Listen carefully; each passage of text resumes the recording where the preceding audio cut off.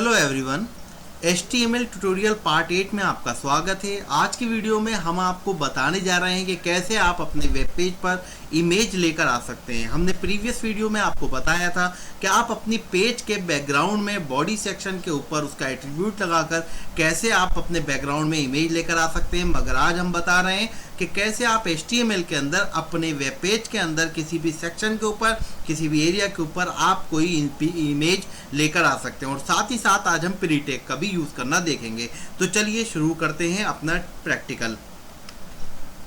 जैसे आप देख रहे हैं यहाँ पर हमारे पास हमने एक प्रोग्राम बना रखा है जिसमें सिंपल कोई भी, आप जानते हैं HTML से स्टार्ट किया है। हेड सेक्शन के अंदर इंसर्ट इमेज लिख दिया है, बॉडी के अंदर एक H1 हेडिंग डाली है, कंप्यूटर के बारे में कुछ लिख दिया है, फिर एक इनपुट डिवाइस हेडिंग डाली है और उसके बारे में हमने यहाँ पर कुछ लिख दिया है।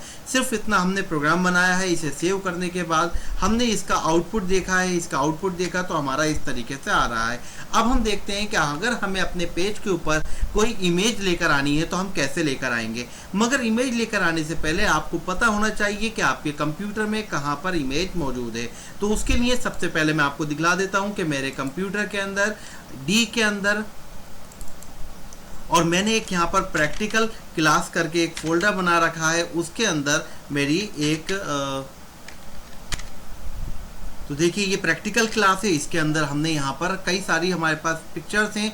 एक हमारे पास फ्लावर करके पिक्चर है, एक HTML है और एक PIC करके है। मैं आपको तीनों पिक्चर दिखला देता हूँ। पहले एक पिक्चर ये है हमारी, दूसरी ये है और तीसरी हमारे पास ये है। तीन पिक्चर्स हमारे पास है जिन्हें हमें यूज़ करना है। तो चलिए देखते हैं इन्हें हम कैसे यूज़ करेंगे। बस आपको इनका नाम पता होना चाहिए और इनकी लोकेशन भी पता होना चाहिए। तो मेरी लोकेशन डी के अंदर प्रैक्टिकल क्लास के अंदर है, जहाँ पर मैंने अपनी फाइल सेव करी है और फाइल का नाम फ्लावर है, एक का नाम HTML है और एक का नाम PIC है। तो अब देखिए हम कैसे यूज़ करेंगे।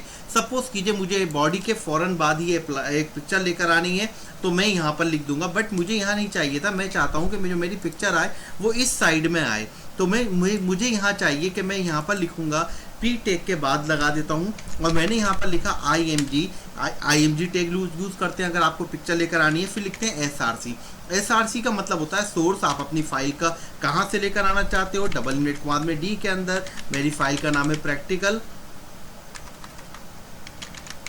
क्लास और इस फाइल के अंदर जो फाइल का नाम है वो है flower.jpg। आप जैसे ही इसे सेव करके कंट्रोल-S करेंगे, ऑल्ट टैप करके F5 करेंगे, आप देखेंगे आपके पास पिक्चर आ जाएगी। और आप देख रहे होंगे पिक्चर का साइज़ बहुत बड़ा है। तो अगर आपको पिक्चर का साइज़ छोटा करना है तो आप इसका यहाँ पर IMG टैग का एक एट्रीब्यूट लगाइए, विड्थ इक्वल आपको जितने भी पिक्सल्स में चाहिए। मैंने यहाँ पर लिख दिया है 200 पिक्सल्स, PX लिख दिया है, सेव किया, ऑल्ट टैप किया, F5 किया, तो आप देखेंगे इसका साइज़ छोटा हो गया। बट यहाँ पर छोटा हुआ नहीं है। PT करते हैं, यस PT चलता है, पॉइंट चलता है, PX नहीं चलेगा। तो हमने जैसे ही हमने यहाँ पर इस प्रोग्राम को लिखा, इसको यहाँ पर विड्थ इक्वल 200 करा, इसका साइज़ यहाँ पर आपने देखा छोटा होकर आ गया। बट हमें चाहिए इसे लेफ्ट में, तो हम यहाँ लिखेंगे, हम लेफ्ट में चले जाते हैं। तो लेफ्ट में जाने के लिए हमने यहाँ लिख दिया अलाइन इक्वल लेफ्ट, तो सॉरी राइट कर देंगे तो राइट में चला जाएगा। लेफ्ट में तो ऑलरेडी आ ही रहा है तो राइट में चला जाएगा। अगर आप चाहते हो कि ये इसके सामने आ जाए तो आप इस वाली लाइन को यहाँ से हटाकर आप यहाँ पर लगा दीजिए P टैग से पहले और सेव कर दीजिए, ऑल्ट टैप कीजिए, F5 कीजिए, तो आप देखिए ऊपर आ जाएगा। आप इसका साइज़ अपनी मर्ज़ी से कितना भी छोटा और कितना भी बड़ा कर सकते हैं। विड्थ और हाइट अपनी मर्ज़ी से सेट कर सकते हैं। आप चाहते हैं मुझे एक कंप्यूटर के ऊपर एक हेडिंग, एक और पिक्चर चाहिए, तो अगर आपको पिक्चर चाहिए कंप्यूटर के ऊपर हेडिंग के ऊपर, तो आपको यहाँ पर IMG टैग लगाना पड़ेगा। SRC इक्वल आपकी फाइल का नाम जो है आप डी कॉलन प्रैक्टिकल क्लास, जो मेरी फाइल फोल्डर का नाम है, और मेरी फाइल का नाम जो मैंने दिया था PIC.jpg। तो आप देखेंगे मेरी ये वाली फाइल भी यहाँ पर आ जाएगी। और मैंने इसका साइज़ भी विड्थ सेट कर दी है 100 या 150, जो भी आप करना चाहो। PT यहाँ लिख दिया है और सेव करने के बाद जैसे मैं F5 करूँगा तो आप देखेंगे यहाँ पर इसको सेव करने के बाद मैं वेब ब्राउज़र पर गया और F5 किया तो आप देखेंगे ऊपर ये मेरी पिक्चर आ गई है। अगर आप चाहते हो, अब ये पिक्चर है तो इसे कहीं पर भी आप लेकर जा सकते हैं। अलाइन इक्वल सेंटर कर दिया तो मैंने देखा कि मेरी फाइल सेंटर में आ जाएगी। अलाइन इक्वल सेंटर, अच्छा इसमें सेंटर काम नहीं करता, ALIGN। अब देखिए हमें ज़रूरत पड़ गई, ठीक है, हमें ज़रूरत है कि हमें इसे राइट सेंटर में लेकर आना है। तो अगर मैं यहाँ पर अलाइन इक्वल सेंटर लगाऊंगा तो आप जानते हो सेंटर काम नहीं करेगा, क्योंकि इसके साथ सेंटर एट्रीब्यूट अप्लाई नहीं करता। या तो आप लेफ्ट कर सकते हैं या फिर आप राइट कर सकते हैं। तो राइट में हमारी इमेज आ गई है, बट अब दिक्कत ये है कि हमें हमेशा सेंटर में चाहिए। तो क्या सेंटर में हम नहीं लेकर आ सकते? तो देखिए यहाँ पर आपको बहुत सी जगह ऐसा होता है कि आपको अपने काम को करने के लिए बहुत सारा सेटलमेंट करना पड़ता है, जुगाड़बाजी जिसे हम बोल सकते हैं। तो हमने यहाँ पर क्या किया, हमने यहाँ पर एक टैग होता है हमारे पास सेंटर, और ये सिर्फ सेंटर ही टैग होता है, लेफ्ट और राइट नहीं होता। और मैंने यहाँ पर इस सेंटर टैग को इस इमेज के अंदर क्लोज कर दिया है। मीन्स जो इमेज है वो मेरी कहाँ पर आ जाएगी, अब देखिए सेंटर में आ जाएगी। और मैंने यहाँ पर ये गलत कर दिया कि मुझे इसे नहीं चाहिए था, मुझे तो ऊपर वाली इमेज को चाहिए था।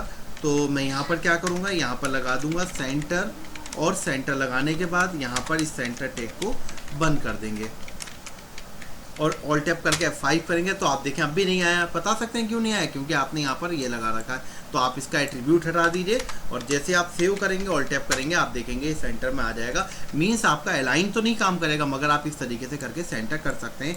तो आप कितनी भी इमेज आप अपनी लेकर आ सकते हैं, एक ही इमेज को 2 बार 3 बार 4 बार भी लेकर आ सकते हैं। ये सब आपको इमेज टैग का यूज़ करना पड़ता है। एक और होता है प्री टैग।